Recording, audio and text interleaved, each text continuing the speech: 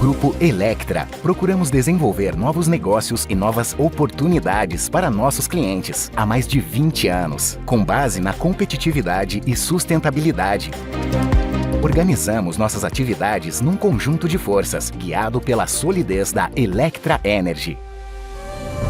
É energia sustentada por contratos de longuíssimo prazo e marcada pelo pioneirismo e preocupação ambiental. Electra, essa é a energia das nossas vidas. Muito bom dia a todos e a todas. Meu nome é Franklin Miguel, sou diretor-presidente da Electra Energy. Muita satisfação em receber a todos aqui hoje. Muito obrigado ao Canal Energia por essa parceria, pela realização desse webinar super importante para o setor elétrico.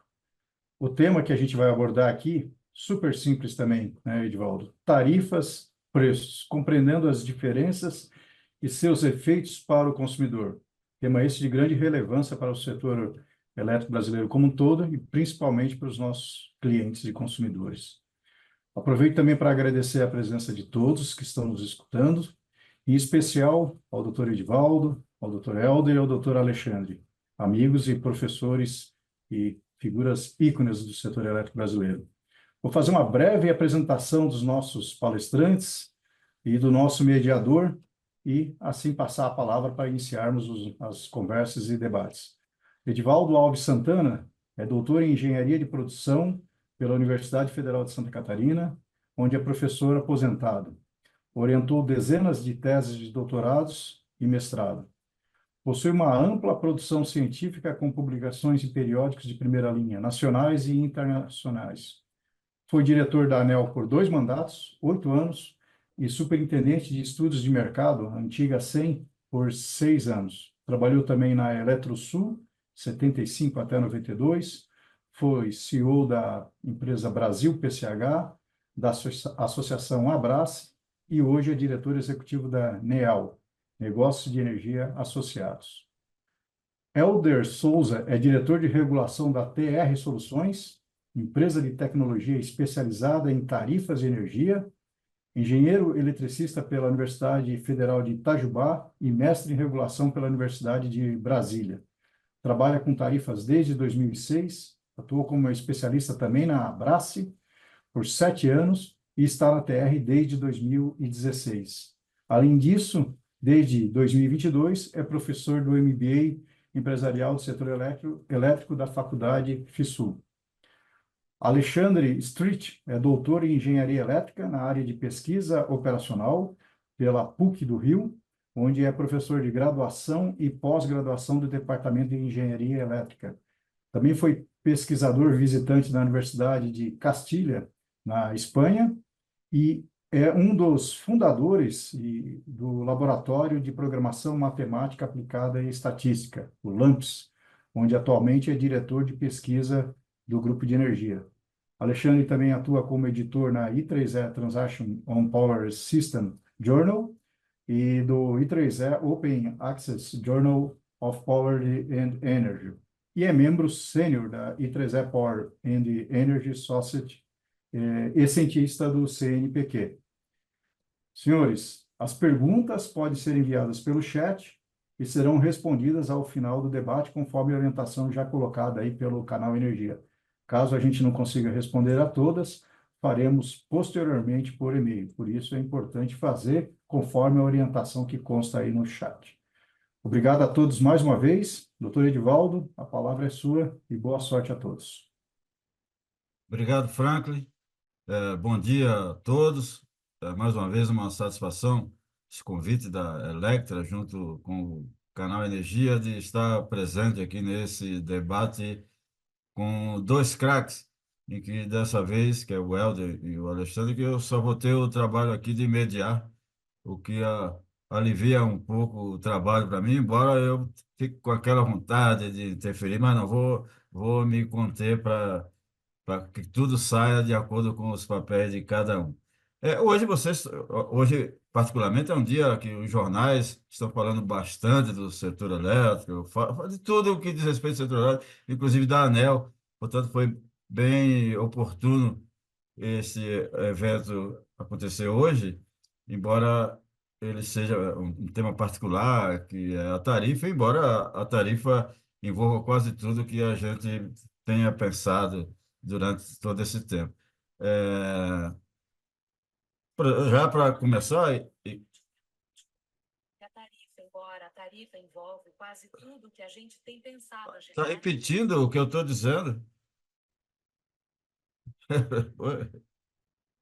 Estranho, mas paciência.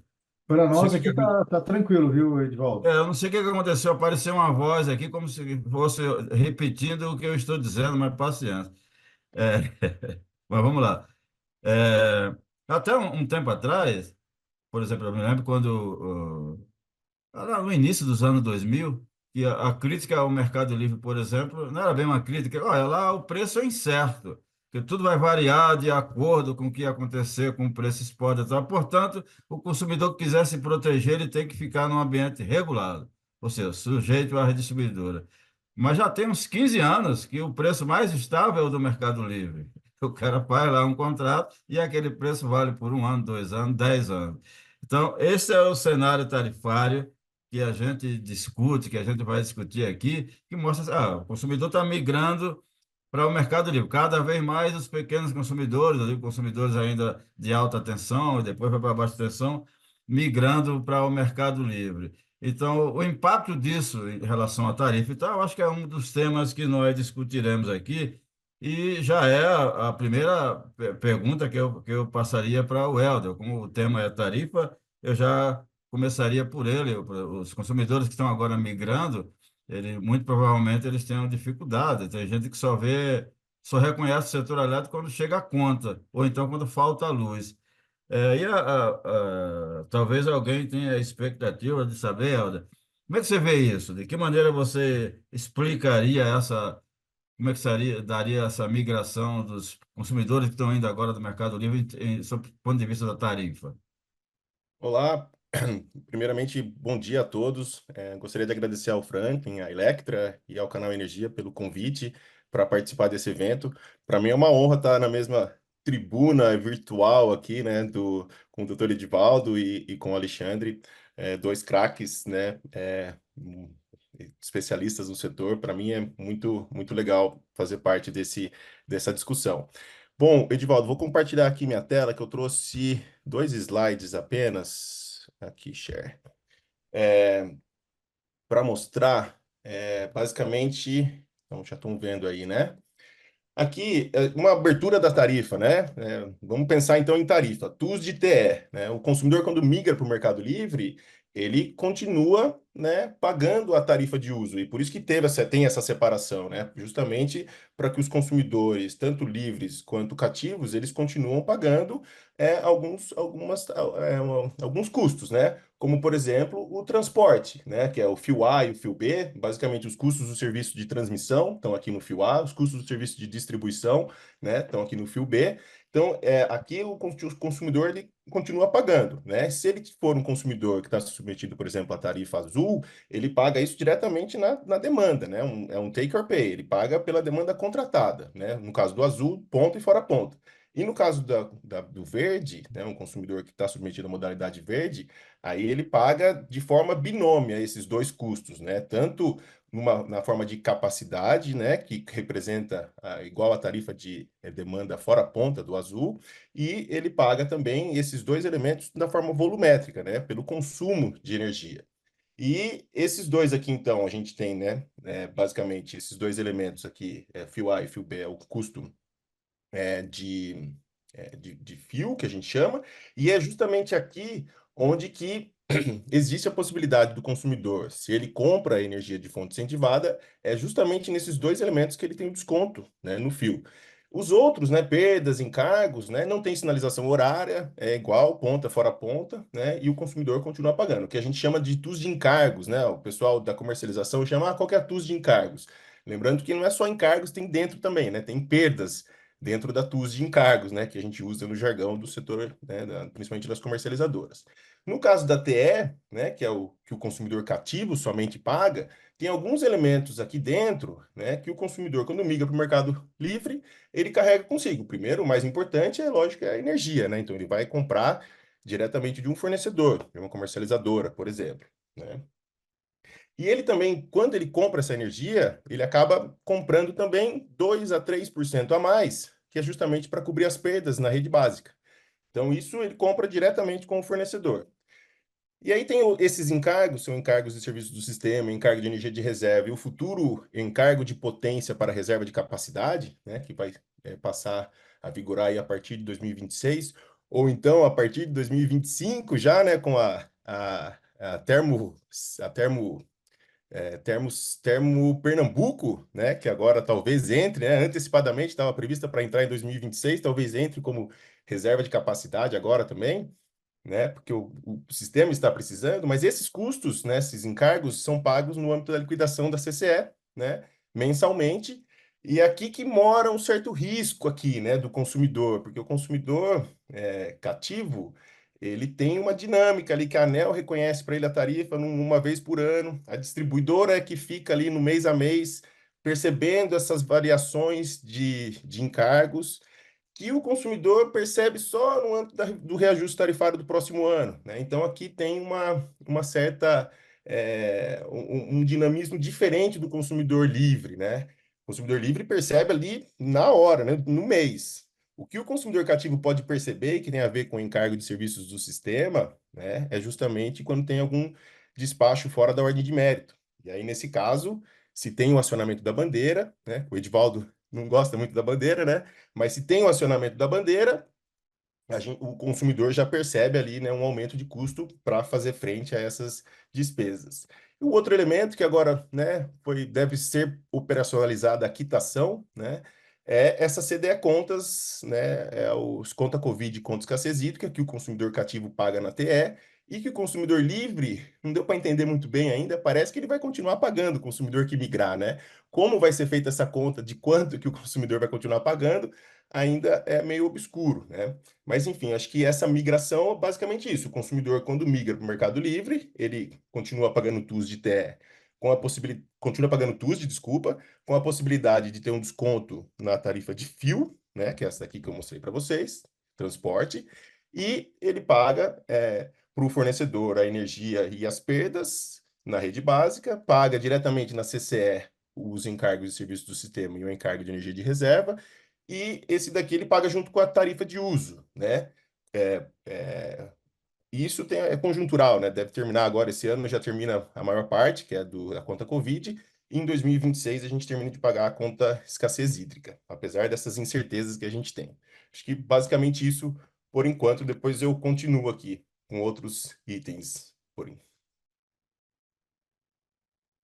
É muito bom, Helder, e você ainda fez uma ligação com uma das notícias de hoje, que é a possibilidade de antecipar o acionamento de Termo Pernambuco, que Termo Pernambuco, para quem não sabe, é uma usina antiga de 20 e poucos anos, mas que foi novamente contratada como reserva de capacidade, o contrato dela de venda para a distribuidora já acabou, foi novamente contratada como reserva de capacidade.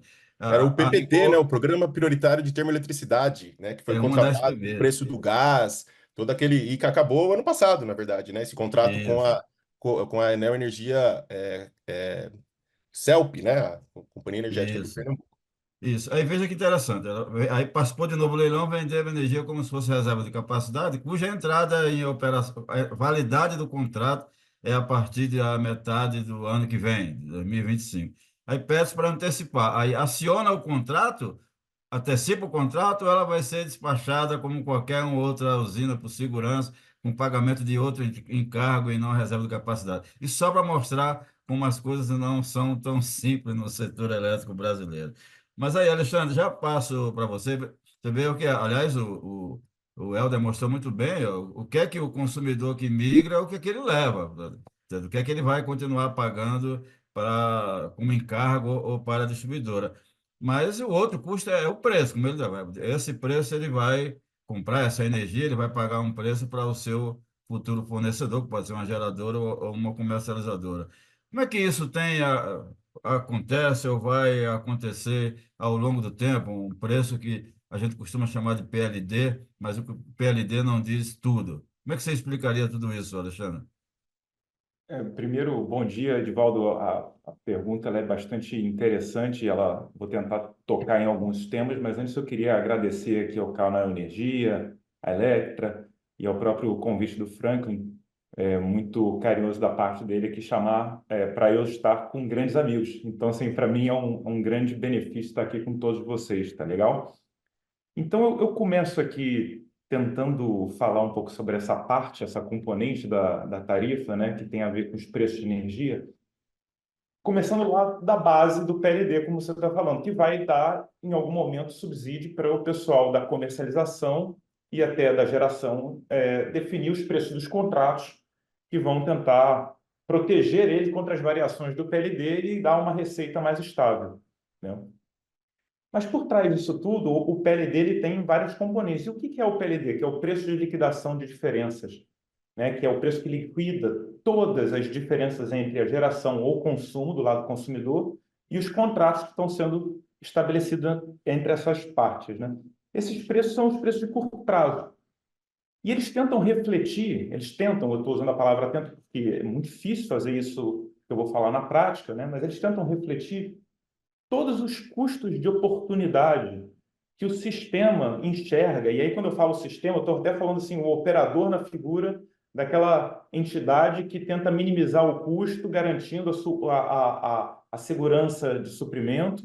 Tá? Então, ele tenta olhar isso e fala assim, poxa, se eu aumentar um pouquinho a demanda, quanto isso vai aumentar o custo de geração ou de suprimento, dado todos os critérios que a gente utiliza, de segurança, de suprimento, de tudo mais. Né? Então, esse preço, ele precisa ter uma característica muito importante, que é estar muito próximo da realidade operativa. Ele precisa expressar exatamente esse custo marginal, esse custo de oportunidade que o sistema tem de atender 1 megawatt-hora a mais que chega de demanda, por exemplo. Por que isso é importante? Isso é importante porque quando esse preço reflete esse custo de oportunidade, ele vai passar para todos os agentes os sinais adequados para que eles respondam da maneira com que o sistema precisa. Então, por exemplo, se o PLD ficar alto e a geração vai ser liquidada a um preço alto, você vai ter mais incentivo para a geração sair das manutenções, para eles irem e ficarem mais disponíveis e estarem ali prontos para suprir uma energia que está ficando cara. Se ele ficar baixo, você tem, por outro lado, no lado do PLD alto também, o que está mostrando é que os consumidores devem ter algum tipo de racionalização, no sentido de ser racional, do uso correto da energia, tá legal? E tentar, de algum momento, por exemplo, transferir carga de um lado para o outro, por exemplo, como a gente fez quando a gente tornou o PLD horário, né? Por outro lado, quando ele fica baixo, o que você está dando é um contrapeso para um sinal de investimento, né? Então, por exemplo, quando ele fica muito tempo baixo, significa que você tem uma certa sobrecapacidade no sistema, e esse PLD baixo vai falar assim, calma, não precisamos de tanto investimento agora. E aí que começam os problemas, porque ao tentar fazer isso de maneira, vamos dizer assim, de maneira não tão completa, ou seja, não capturando todos os custos de oportunidade, sobra um dinheiro na mesa. E falta um dinheiro na mesa que precisa ser obtido de outras formas. E ali, Edivaldo, é que começam os pleitos regulatórios, e ali é onde nasce o fruto de toda a discórdia. No meu ponto de vista, os modelos computacionais que a gente utiliza, que a gente sempre vai usar, seja ele por mercado, seja ele por custos auditados, a gente sempre vai precisar de um modelo que expresse as restrições sistêmicas e tudo mais, dado ofertas ou dados auditados. Esses modelos são a base, são o cornerstone, são a pedra fundamental do setor, porque eles definem tudo que vai ser gerado, quem vai gerar em cada momento cada hora do dia, e definem o preço que todo mundo vai ser remunerado. E esses preços vão impactar, então, nos contratos de longo prazo, que vão determinar a atratividade do setor no médio e longo prazo.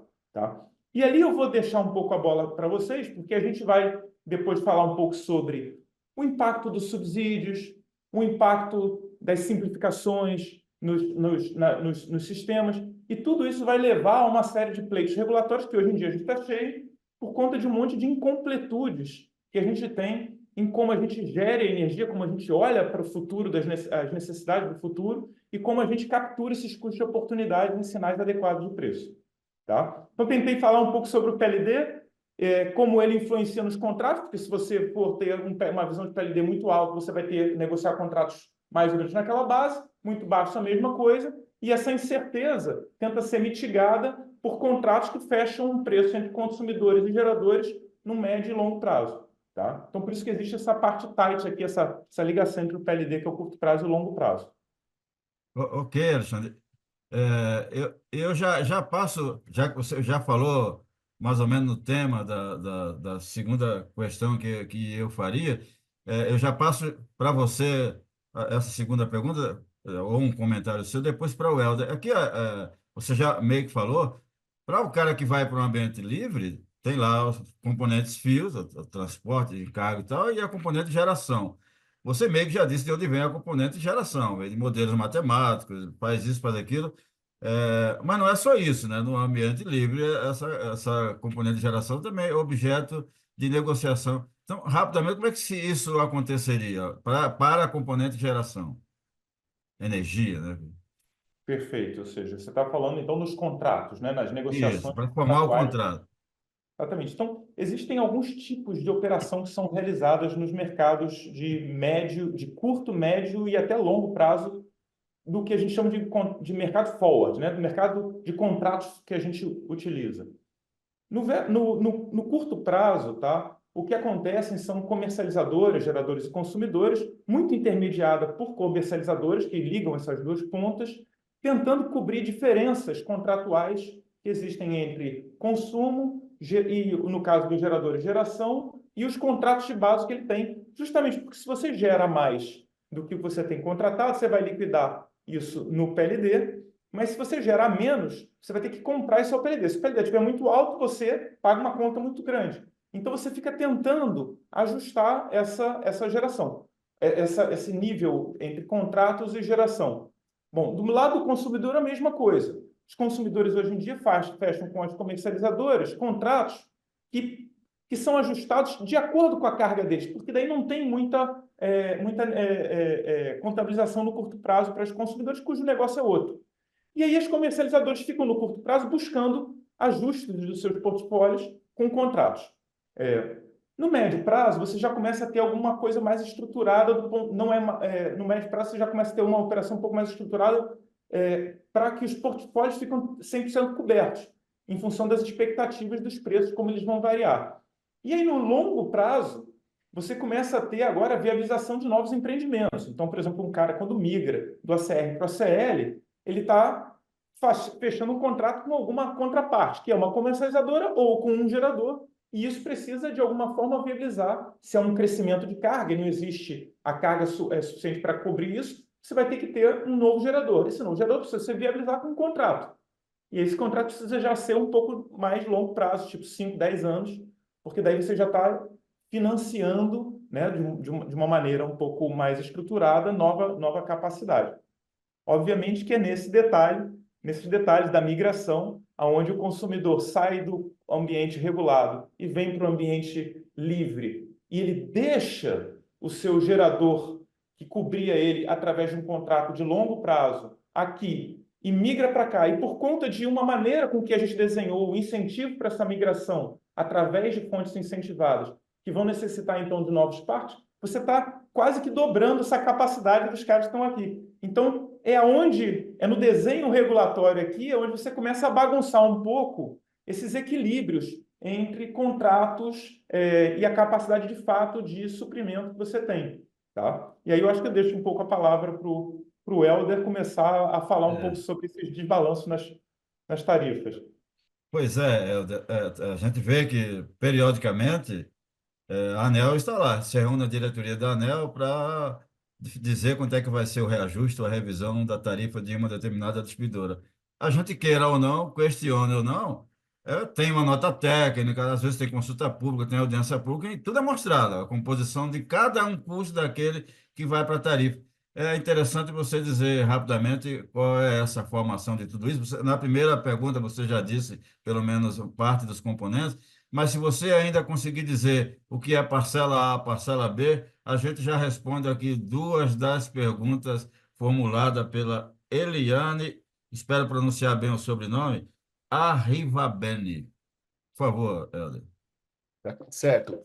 Bom, quando a gente fala de parcela A e parcela B, a gente está falando de receita da distribuidora, né? Então, diferente quando a gente vai para a tarifa, né? Mas a receita da distribuidora, a receita requerida dela, é formada por parcela A mais parcela B e os custos financeiros, né? Que são acertos de contas. Então, na parcela A, basicamente, você tem encargos, né? Transmissão e a geração. E aqui na geração, né, que é a parte mais basicamente o portfólio dos contratos de compra de energia da distribuidora, que a distribuidora tem que ter, né, pela regra, pela lei, né, 10848 ou 10438, né, acho que é 10848, né, tem que estar 100% coberto o seu mercado por energia regulada.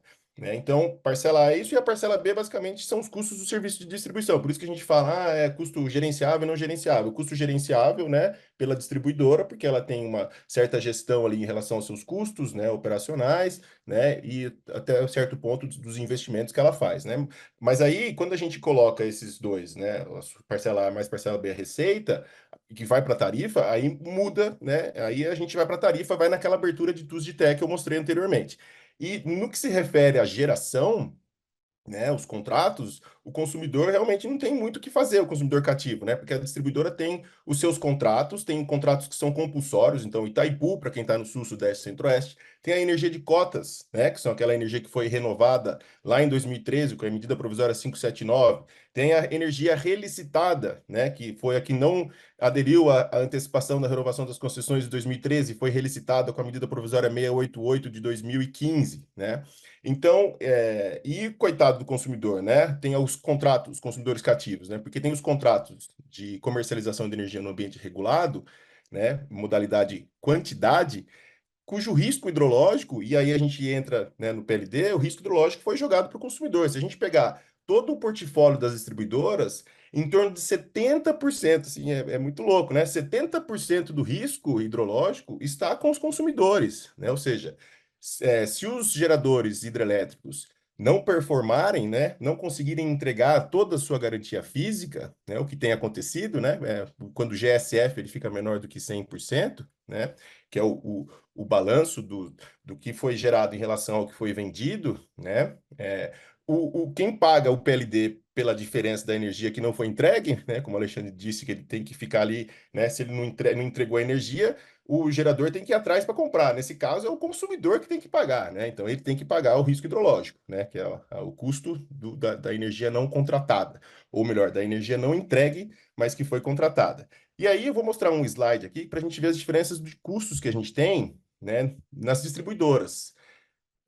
Bom, aqui a gente consegue ver todas as distribuidoras que tiveram um reajuste até o dia 9/8, né? Então, por exemplo, a Celesc, que foi publicada hoje no Diário Oficial, teve outras distribuidoras também que tiveram o reajuste de 2024.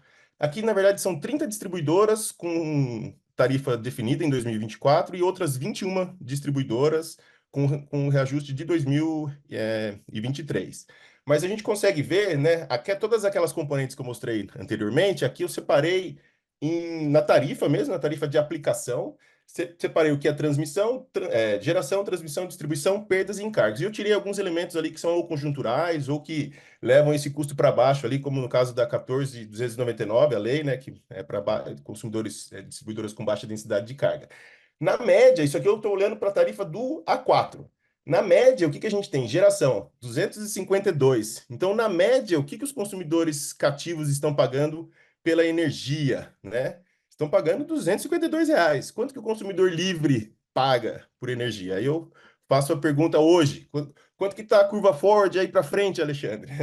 Faço essa pergunta. Hoje o consumidor A4, que é o que está migrando, né, 45% da tarifa dele, na média, é lógico que se você olhar aqui, por exemplo, a Neo Energia Distribuição Brasília, R$ 335 por megawatt-hora. Se a gente olhar ali, ó, a Roraima, vamos ver a Equatorial Pará, a energia é barata, 235, mas lá o fio é 230, né? Ou seja, metade fio, metade energia. Ou seja, quem tem, né, condições de migrar para o Mercado Livre num lugar onde que o fio é alto e comprando de fonte incentivada, esse consumidor tem um benefício, né? Então, e também depende muito, né? Se ele vai comprar fonte incentivada ou não, depende se ele modula a carga dele na ponta ou não, porque pode ser, se ele modular na ponta, ou seja, se ele não consumir na ponta, pode ser que para ele valha mais a pena ele comprar energia de fonte convencional. O spread para ele não faz diferença, é melhor ele comprar de fonte convencional. Então, assim, cada consumidor, né, tem a sua particularidade, e aí que entra o papel das comercializadoras de, né, ajudar o consumidor justamente a direcionar, né, como que é a melhor forma dele se contratar. Então, só para mostrar um pouco para vocês aí como é que é, né, tá formada aí as tarifas hoje, né, no Brasil. Legal, Helder. Nós poderíamos ficar hoje o resto do dia falando dessa sua tabela, porque ela mostra, por exemplo, a importância da economia de escala para a distribuidora, porque os custos da distribuição são menores nas distribuidoras maiores e por aí vai. Mas esse é um tema para um outro evento a ser organizado por alguém. Eu vi que da maneira que vocês dois responderam esse bloco de questões, vocês também já responderam lá algumas perguntas que eu iria fazer. Então, o que o consumidor paga é ou não o custo final da energia? Como é que isso é distribuído? De certa maneira, vocês já responderam isso, por isso que eu passo para uma situação mais delicada, hoje é mais, não sei, não, delicada não é bem a palavra, mas mais discutida no setor elétrico. A Braskem utiliza muito essa fala, eu não gosto muito dela, mas a Braskem utiliza muito. O Brasil é um país de energia barata, mas tarifa cara. Então, isso de alguma maneira é verdade, então, mas eu gostaria de ouvir primeiro o comentário do Alexandre e depois o seu sobre isso. Por favor, professor Alexandre. Perfeito, Divaldo. Eu estava pegando um pouco o gancho do que o Helder mostrou, a gente está falando de encargos da ordem de 20%, né? Então, se você pensar que lá na 579, né, na fatídica bomba atômica do setorial, a gente tentou fazer isso, né, reduzir 20%, esse número ele é interessante, né? É mais ou menos o desconto que as GDs tentam dar, né, para os consumidores nesse novo modelo que o pessoal fica usando. Ou seja, 20% é um número que sensibiliza todo mundo, né? Principalmente numa economia onde a conta de luz faz uma grande parcela da conta das pessoas, né, residenciais, mas entra, né, em todas as cadeias produtivas lá na sua base, né? Energia é um insumo para tudo, né? Por isso que é muito importante a gente ver que quando a gente cria programas de incentivos, subsídios e tudo mais, e começa a criar esse gap, né, entre o que o consumidor paga e o que a gente, de fato, usa para gerar, transmitir e distribuir, né, quando a gente começa a aumentar esse gap, isso aqui tem consequências muito graves. Não só diretos, com o aumento da tarifa, e sem limites, né, porque não tem limite para a tarifa, assim, no sentido de o pessoal pode tentar criar racionais, mas não tem uma coisa como, por exemplo, existe lá no orçamento da União. Por exemplo, você tem teto, você tem controle, você tem tudo mais. Então, quando você começa a criar uma série de subsídios, você vai aumentando essa discrepância e essa discrepância vai espraiando, não só nas outras indústrias, mas com incidência de impostos, de uma série de coisas. Tá? Então, é muito importante a gente tomar cuidado com esse espaço de incentivos e subsídios que a gente tem aqui. É legal? E parte deles é direto, parte deles é indireto, né? A parte direta são os subsídios que a gente conhece. Aí estamos falando de CCC, tarifa social, rural, água, esgoto, distribuição, carvão mineral, fontes renováveis, tudo que a gente já fala e discute. Mas existem também subsídios indiretos, como, por exemplo, se a gente voltar um pouco na história do setor elétrico, quando a gente estava lá no marco de 2004, a gente tinha basicamente hidrelétricas e termoelétricas suprindo a carga e era, sei lá, 80% hidrelétrico em 2004, tá? Estou chutando um número mais ou menos redondo. E termoelétrico era o resto e estava tudo certo, ou seja, você tinha, na verdade, uma necessidade de garantir que energeticamente a gente tivesse para o futuro estabilizado, mas a gente tinha de sobra flexibilidade, capacidade de atendimento à ponta, a gente tinha serviços ancilares de sobra, porque as hidros e térmicas conseguem fazer isso. E aí mas faltava um dos atributos, né? Então a gente tinha 3 grandes atributos: energia, flexibilidade e, vamos dizer assim, reservas, né? Que é a capacidade de endereçar todas as incertezas ali no curto prazo. Bom, quando você começa a avançar no tempo e começa a ficar muito importante essa agenda da descarbonização, a gente pede o quarto atributo, que a gente meio que já tinha, mas não olhava muito bem para ele, que era ser renovável, baixas emissões, né? E aí a gente falou assim, ó, não vamos mais construir hidrelétrica com grandes reservatórios, porque isso aí alaga um monte de coisa. Ficamos muito sensíveis do ponto de vista climático, né? Assim, da parte ambiental. E aí esse quarto atributo veio com uma força muito grande, trazendo a eólica e a solar. Fontes importantes, que trazem a energia, que é o atributo 1, não trazem muito bem os atributos 2 e 3, que são flexibilidade e serviços ancilares, mas trazem o quarto atributo, que é a baixa emissão. E aí a gente pensou na época, bom, a gente tem de sobra essa parte aí, a gente tem transmissão de sobra, flexibilidade, e então, bota elas e não vamos mexer muito nas componentes do preço, do custo marginal e, portanto, do PLD. E aí a gente ficou durante muito tempo usando o fato de que as eólicas e solares eram marginais do sistema e as hidros e térmicas faziam a compensação de todas as incertezas que tinham acontecido por conta das novas fontes, porque já faziam isso para a demanda.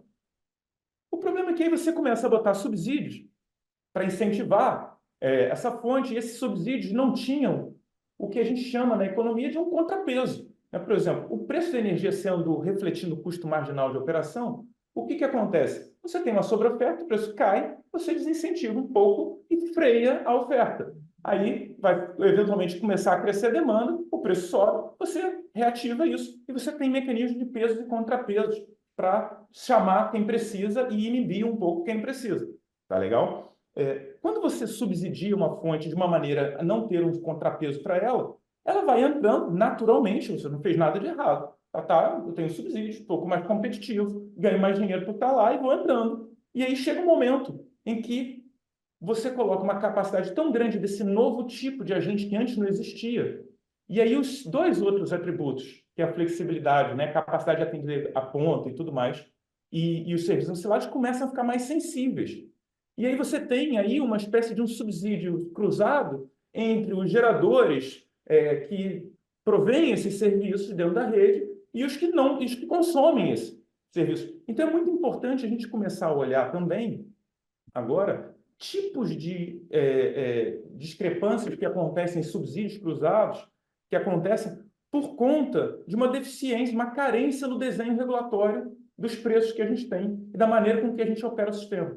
Tá? Não é mais um sistema que tem capacidade infinita de aturar qualquer variação, de atender a ponta, de ter serviços ancilares e segurança de maneira tranquila, porque você tem hidrelétricas e termoelétricas que estão 100% disponíveis com capacidade ociosa. A gente já não tem mais isso.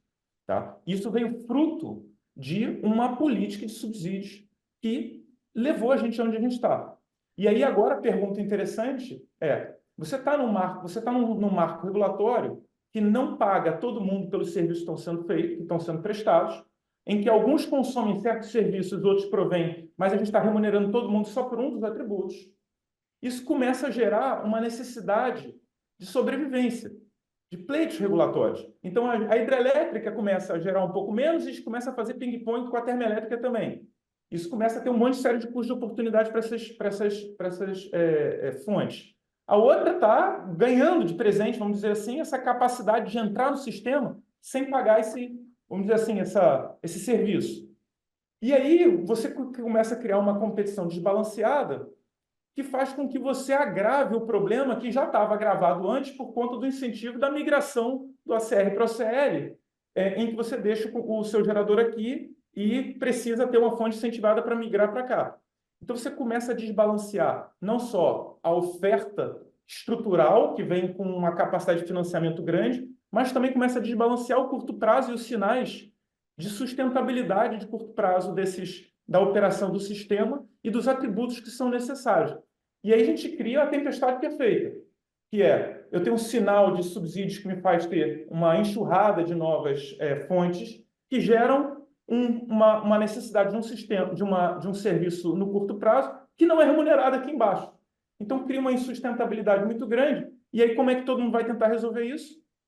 Subsídio. Aí cada um vai começar a lutar pelo seu quadradinho, pelo seu subsídio. E aí a gente chega no atual momento em que cada um tem tenta lutar pelo seu espaço de sobrevivência, pelo seu último ar para respirar dentro de um modelo que é uma bolha regulatória que não tem como continuar desse jeito, tá? E aí eu acho que eu passo um pouco a palavra para o Helder, porque é justamente nesse momento onde a gente precisa parar um pouco e refletir como é que a tão sonhada liberalização dos consumidores residenciais vai gerar um novo pacto regulatório, onde a gente vai ter tempo. Na verdade, tempo não vai ter, mas a gente vai ter o espaço para a conversa sobre como a gente reorganiza esses subsídios que estão gerando por cima e por baixo, né? Na deficiência estrutural aqui de pagamentos e remuneração dos atributos, e aqui em cima, incentivando fontes que outrora foram muito importantes, mas que agora precisam ter um mecanismo de contrapeso para que elas mesmas não se frustrem e sejam aí inviabilizadas por conta de um sinal errado passado para elas, né? Como é que... Eu até passaria, o Edivaldo, depois eu gostaria de fazer, Franklin, se vocês me permitirem, uma pergunta para o próprio Edivaldo, que a gente tem aqui a possibilidade de conversar com o Edivaldo e ele fica só fazendo pergunta para a gente. Seria muito legal, em algum momento, trazer ele para a baila aqui e deixar ele conversar um pouco também com a gente sobre a opinião dele, tá? Eu vou deixar um espaço para isso no final.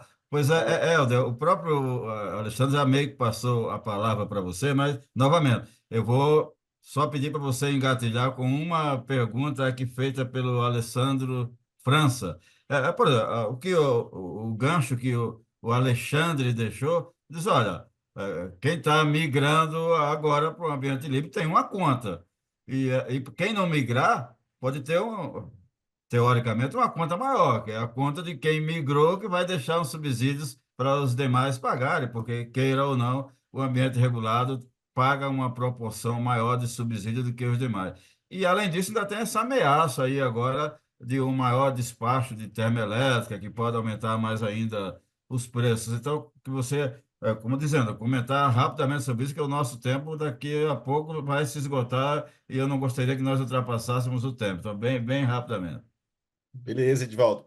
Bom, acho que o Alexandre já falou muita coisa em relação ao subsídio, né, aos subsídios. O Sim. problema no Brasil é que a gente nunca consegue, né, encerrá-los. A gente cria subsídios e eles não têm fim, né? O exemplo do Proinfa mesmo, né? O Proinfa foi um super programa importante para o Brasil, desenvolveu a fonte eólica, ela se tornou mais competitiva, mas assim, a renovação dele estão querendo ainda, né? Colocaram na 14182, aí não teve adesão, assim, pelo menos a gente viu que não funcionou direito. Aí colocaram de novo num dos jabutis do PL das eólicas offshore, com a possibilidade, inclusive, do gerador poder escolher o quanto que ele quer renovar do contrato dele. Assim, essas coisas que meio, né, que acabam acontecendo que não tem fim, né? Mas, enfim, em relação a esses pontos todos, né? Bom, acho que uma das coisas que a gente fez, a medida provisória 579, que jogou o risco para o consumidor, isso eu acho que foi algo assim, o consumidor, qual que é a competência do consumidor, Edivaldo, de gerir o risco hidrelétrico, o risco hidrológico, né? Não tem, geralmente, né, na economia a gente estuda isso, né, que quem você aloca risco para quem tem condições de gerir esse risco, né? Mas vamos pensar um pouco para frente, né? Se deixar de ser um pouco pessimista ali falando do que aconteceu, mas olhando para frente. Qual que é a possibilidade, né, nesse contexto de liberalização do mercado? Acho que a gente tem uma janela de oportunidade agora, né? E isso é que as distribuidoras não podem mais se contratar, né? Porque assim, a gente estava fazendo uma atualização na nossa ferramenta, nas projeções de mercado, e a gente está vendo assim que as distribuidoras tem uma ou outra que, lógico, está bastante sobrecontratada, mas na média, Brasil, elas quase já não estão mais sobrecontratadas. Nossa projeção, por exemplo, para o A-1 agora desse ano, pode chegar a 2 gigas, né? Assim, necessidade de contratação do Brasil, né? E o que a gente tem visto para o futuro, os contratos por disponibilidade, por exemplo, leilões, os primeiros leilões de energia nova, principalmente os contratos por disponibilidade, óleo diesel, óleo combustível, tem carvão também, eles estão se encerrando até 2028, já acaba um monte, 2030 acaba mais um monte.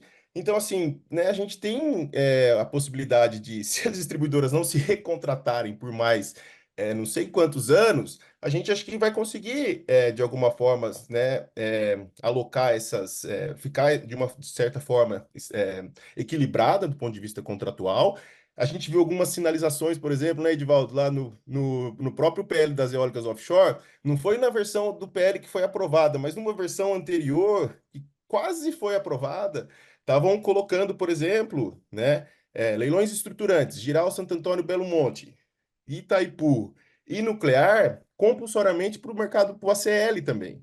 Então, assim, não sei, é um sinal de que, de alguma forma, vão dar um jeito com essa sobra compulsória que tá, né? Porque se for migrar para o Mercado Livre, todo mundo for migrar, não vai ter como, não vai ter muito o que fazer, né?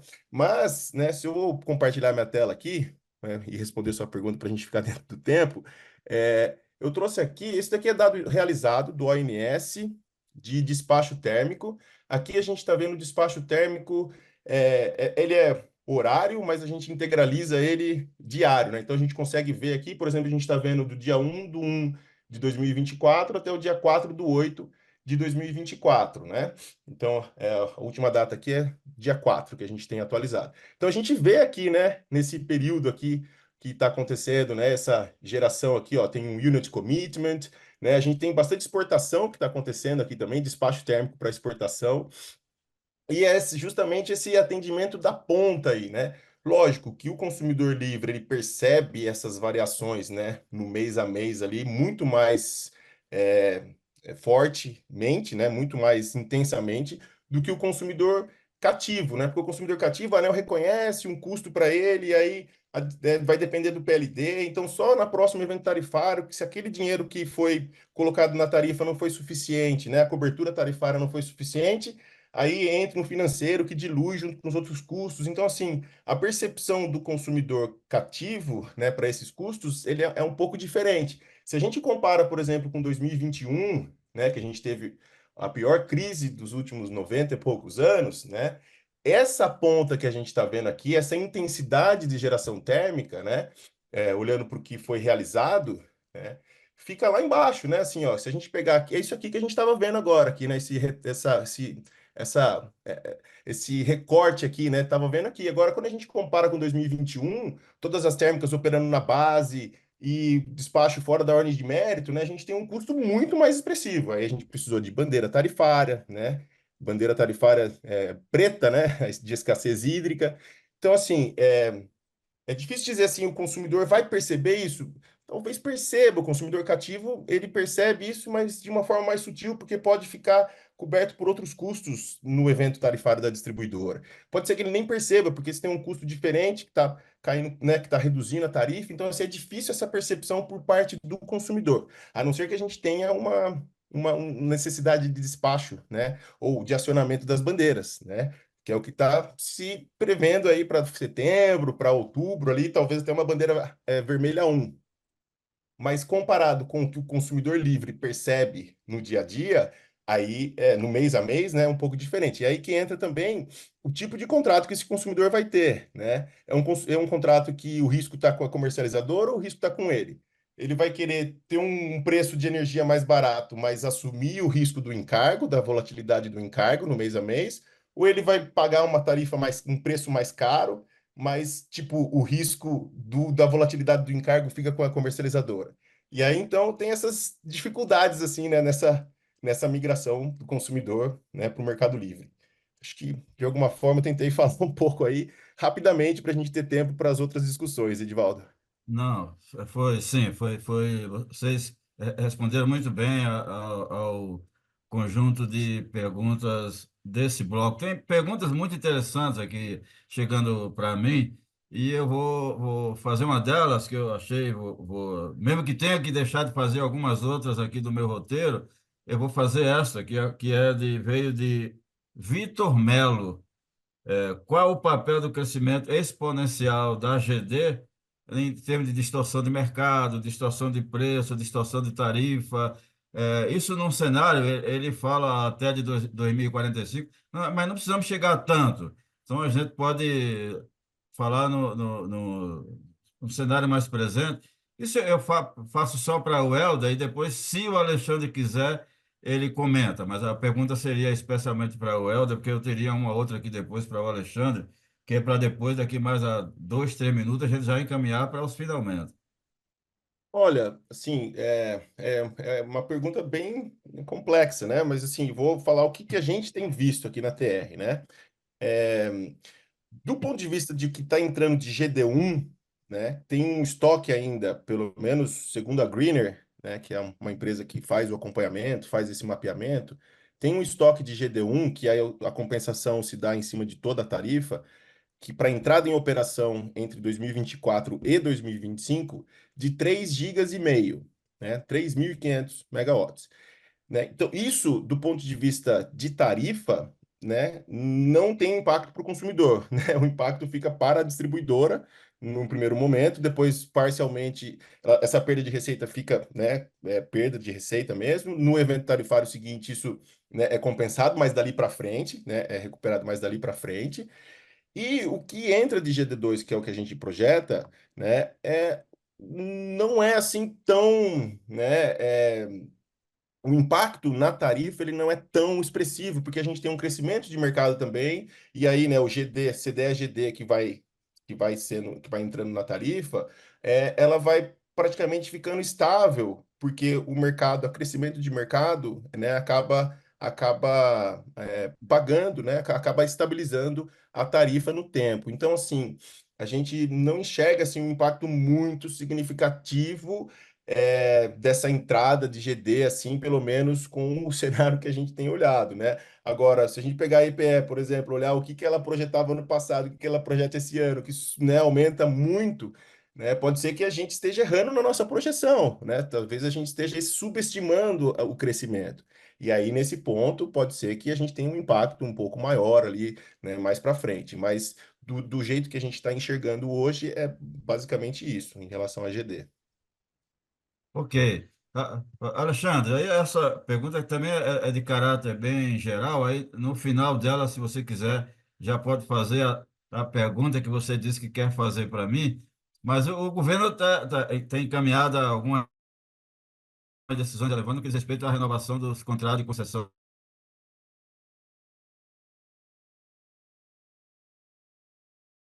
E se já avaliou as perspectivas desses novos contratos de concessão em termos da vida do consumidor, quer seja do ambiente livre ou do ambiente regulado. Seu comentário sobre isso. Metade da sua pergunta cortou para mim, Edivaldo. Você consegue fazê-la de novo no começo? Vou fazer novamente. Agora, bem recentemente, o governo tem tomado algumas posições importantes no que diz respeito à renovação dos contratos de concessão das distribuidoras. Uhum. Na minha opinião, seria uma boa oportunidade para tentar mitigar alguns custos para os consumidores. Como é que você vê isso, tanto para o ambiente regulado quanto para o ambiente livre? Assim, dessa vez, da maneira bem rápida. Se você quiser, no final, se ainda tiver tempo, você pode fazer aquela pergunta que você disse que quer fazer para mim. Tá ótimo.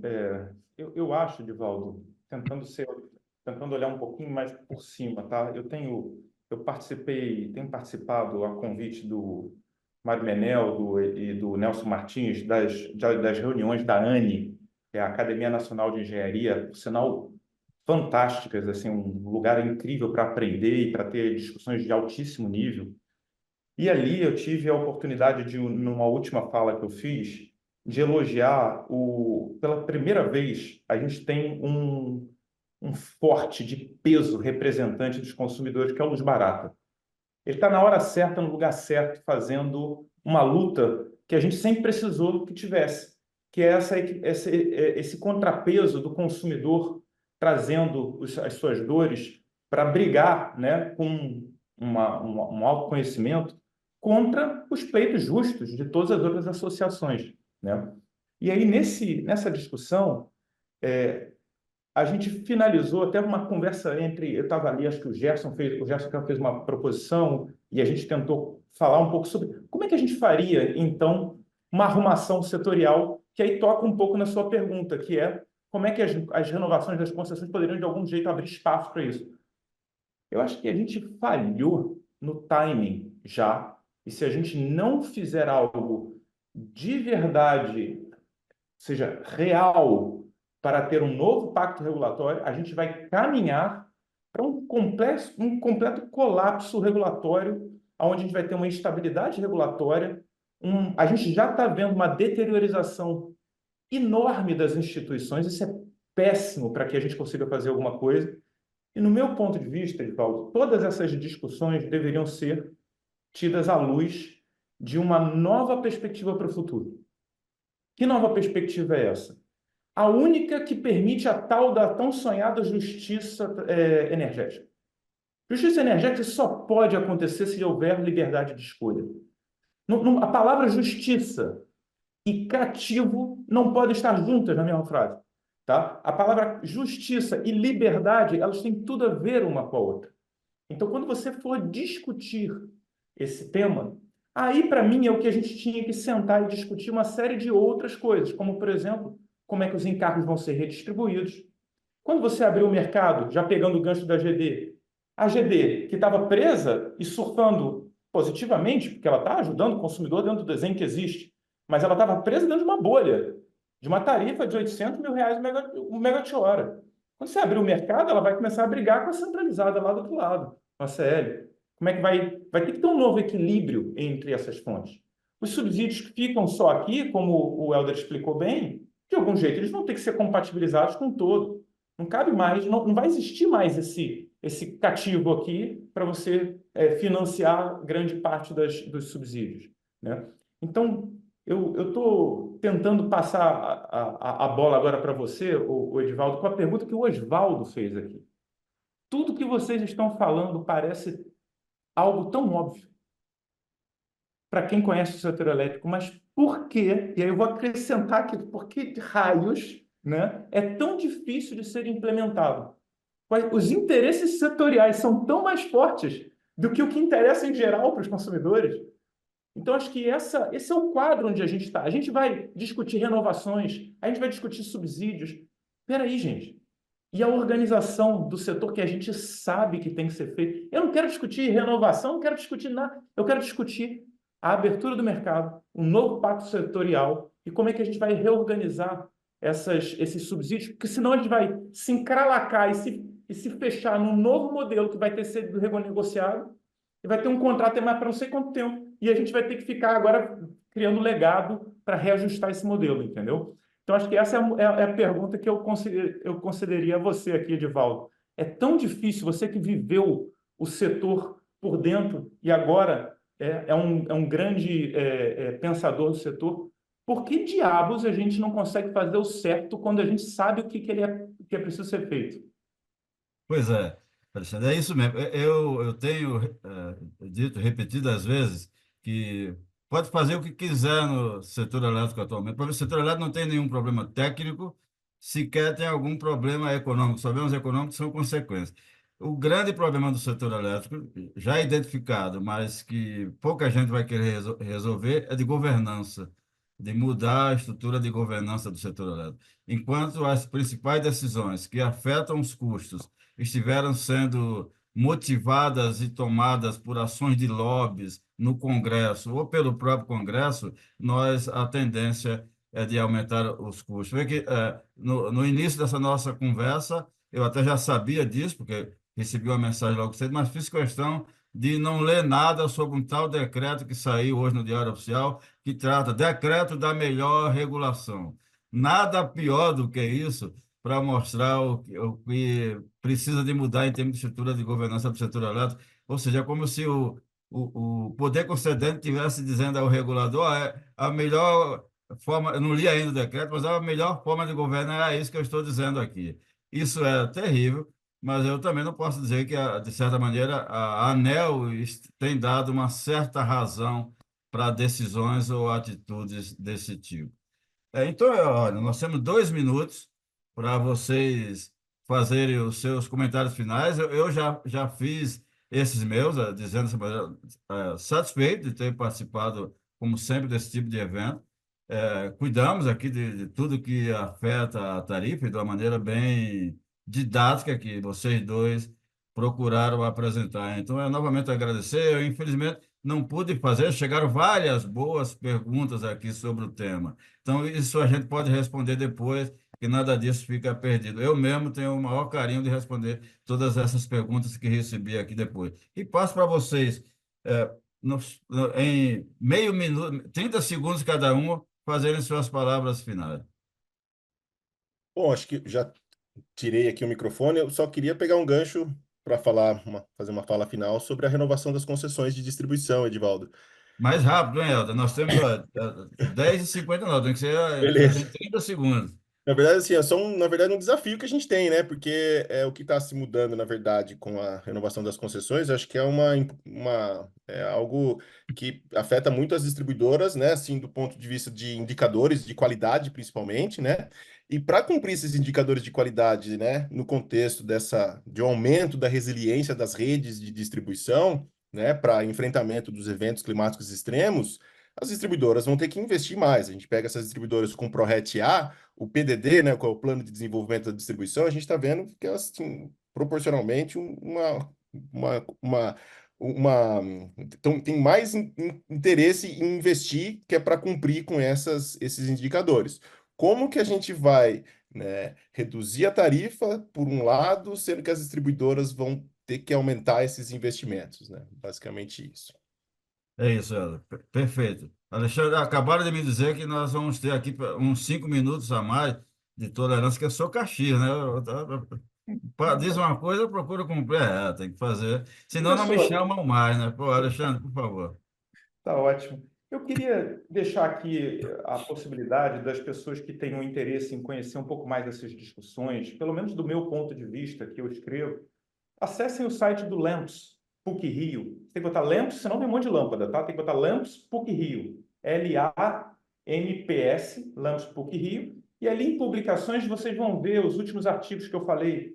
Tem artigos sobre revolução do varejo, fala das GDs, sobre essas novas componentes dos preços e tudo mais. Ali dá para vocês entenderem um pouco mais sobre esse quadro geral que eu tenho tentado passar.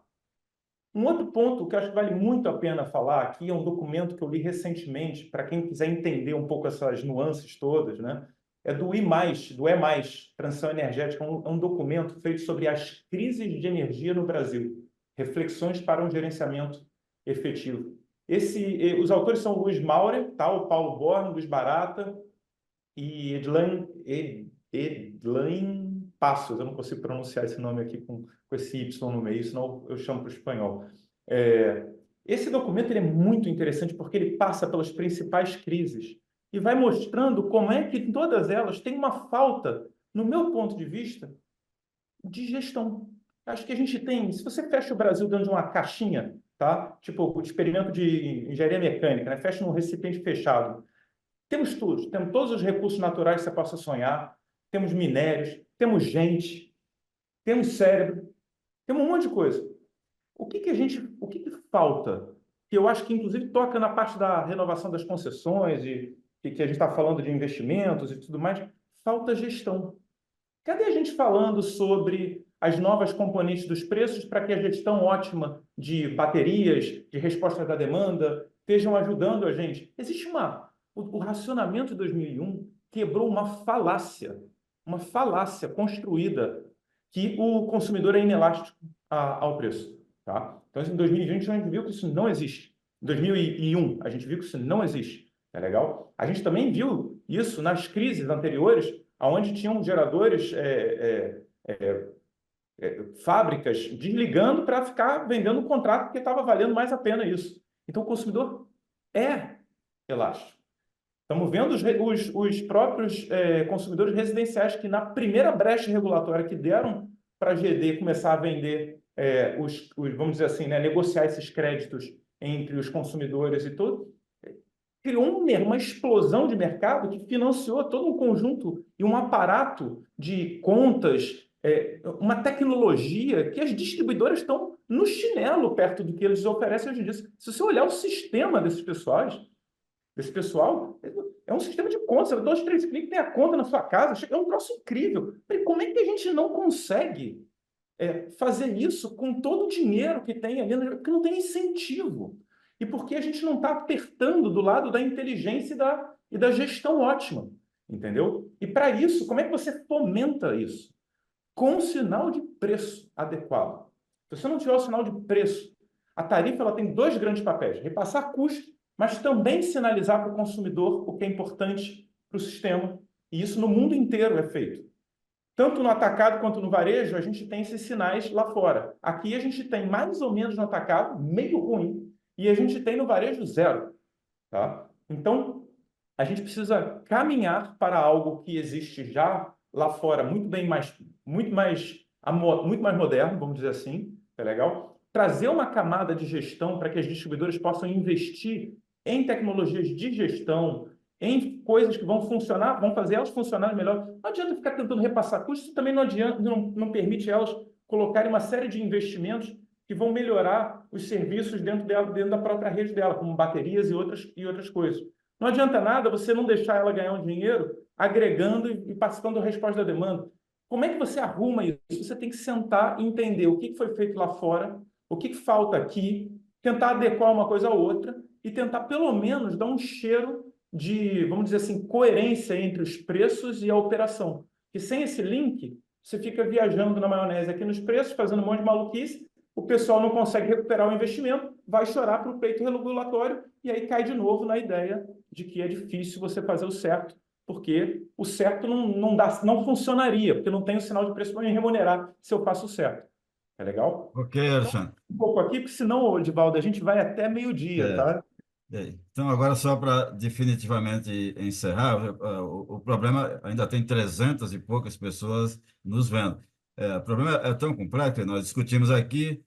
O Helder mostrou que, olha, é provável que tenha aí 2 gigawatts de necessidade de contratação para a distribuidora. Vai ter leilão? Eu diria que hoje o melhor cenário é não fazer leilão, porque o menor custo para o consumidor é o mercado de spot. Então é melhor deixar as distribuidoras expostas e não cobrar penalidade. É mais barato para o consumidor. Porque se precisar despachar a térmica e a distribuidora vai ter que pagar, é o consumidor mesmo que vai pagar. Então ele não ganha nada por ter um contrato adicional. É só um custo maior. E, além disso, esse leilão muito provavelmente vai ter um preço maior do que o preço do Mercado Livre. Então, só para ver o quanto o nosso problema é complexo. O outro, quase que um paradigma de que energia barata e tarifa cara. Isso é um argumento bom, mas ao mesmo tempo perigoso, porque fica parecendo que todo subsídio é coisa do governo ou que surge do além. Recentemente eu li um estudo, aliás, muito bem feito, que mostra que tem algumas fontes que faz com que o custo direto dela de geração passe de 150, 160 reais para 300. Ou seja, tem subsídio que é um custo de geração e não um custo geral que tem que estar no orçamento ou não. Então, por isso que eu gosto de olhar isso com muito cuidado, porque isso lá na frente pode servir de argumento para mais subsídios e repassar tudo isso para a conta do orçamento, que repassa para o Tesouro, que repassa para o contribuinte e não para o consumidor. Nós temos que ter cuidado com todos esses tipos de intervenção e com todo esse tipo de argumento e olhá-los com bastante cuidado. Então é isso, gente. Novamente, obrigado à Electra, o Franklin, que até agora está por aí. Eu tenho muita saudade da Electra, quando vejo aquele videozinho de 30 segundos, aí aparece ali algumas pessoas com quem eu vivi durante 2 anos, 2 anos, aí então isso me deixa com bastante saudade. Mas vamos em frente, qualquer coisa vocês contem comigo e eu daria nota 10 com louvor para o Alexandre e o Helder pelas contribuições que apresentaram nesse debate que fizemos agora. E um forte abraço e um bom almoço a vocês e também para quem nos assistiu. Um abração. Um abraço, pessoal. Tchau, Um tchau, abraço, pessoal. pessoal. Obrigado. Obrigado, hein? Ótimo.